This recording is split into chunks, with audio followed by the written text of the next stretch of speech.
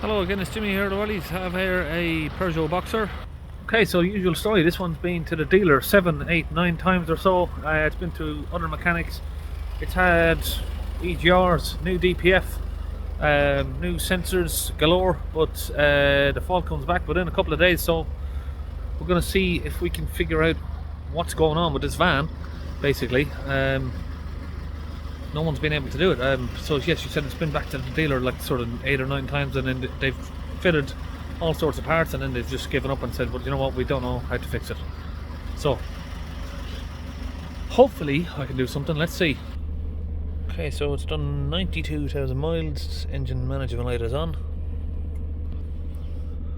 Let's see what fault codes we have. Number plate lamp, steering angle sensor,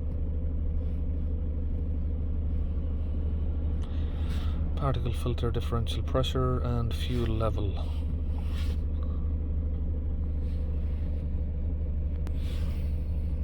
Go to data stream. Exhaust line information 2. Select all of those. So it's been trying to regen. Distance traveled since the last regen 13 kilometers. Differential pressure 0. Pressure sensor voltage 340 millivolts. Let's hold it up to 2,500 RPM.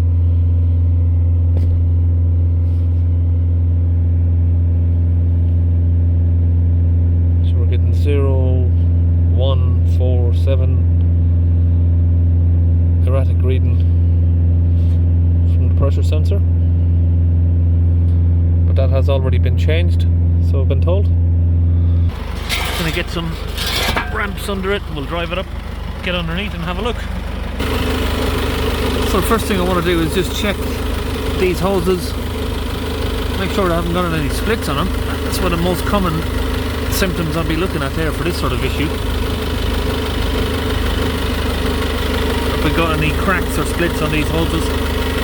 Okay, so I've just removed down the sensor. I hope you can hear me with the engine running, but I'll need the engine on for a minute just to do some tests. It's definitely got a new sensor on there. Hoses don't look to be split.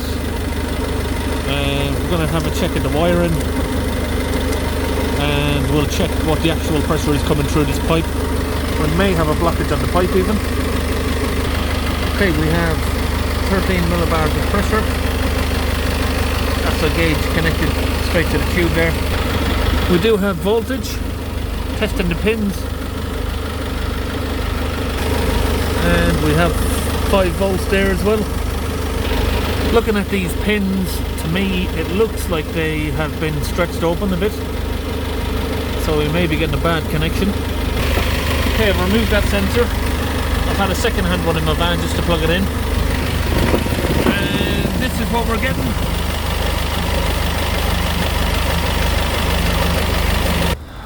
Right, I don't know if you can hear me under there, but we're getting voltage 5 volts. We've swapped over a second-hand sensor that I'm not sure is working, but we are now getting a reading, but higher than it is. We're getting it sort of, was it 23 or 28, something or another. We're going to try and calibrate that sensor. If not, we'll swap a new sensor in. I think what may have happened is someone swapped a sensor, guesswork, and they've swapped it with a sensor that's not working. So then what can happen is people have just chucked the sensor on thinking, oh well, it's not the sensor, because they don't know how to test it. They're not testing or looking at pressures, they're just chucking the sensor on, oh it's not working. But we know it's not the sensor because we fitted a new one. Well, just because it's new, it doesn't mean it's working. So this is that sensor with the engine off, but obviously we've disconnected it with the vehicle running, so I'm going to try calibrate the sensor, see if that makes any difference.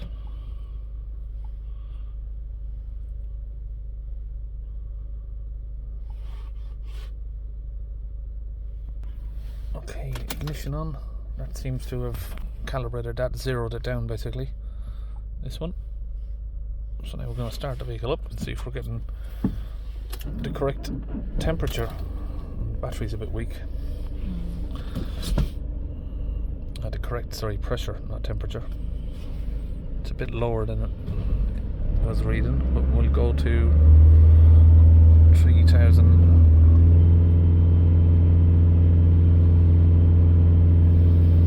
That's pretty straightforward, really, wasn't it? It's working. So what I'm going to do is give that 5 minutes, because when you put a new sensor in and you adapt them, it does take 5 minutes or so to sort of level itself out and learn itself, basically. Then we'll have a look at that again. I'm trying to get another replacement sensor, brand new one basically, but can't get hold of one right now. So give that a few minutes as well. Just I've done it before. We fit a new sensor, it doesn't look like it's reading correctly, and then you give it 5 minutes and it adjusts itself up. Okay, so just as I predicted, after a couple of minutes there, the pressure has come back up to normal. So we're reading 10 millibars at idle and round about 40 at 2,500 RPM, which is exactly where it should be, sort of, on this fan. Well, 10 millibars is a little bit high, but obviously that will probably come down now once it's been on a drive and it's able to do its own regen.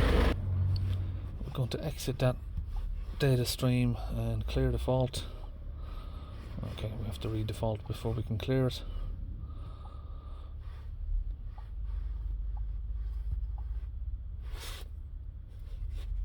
So turns out, yeah, I was a little bit ahead of myself.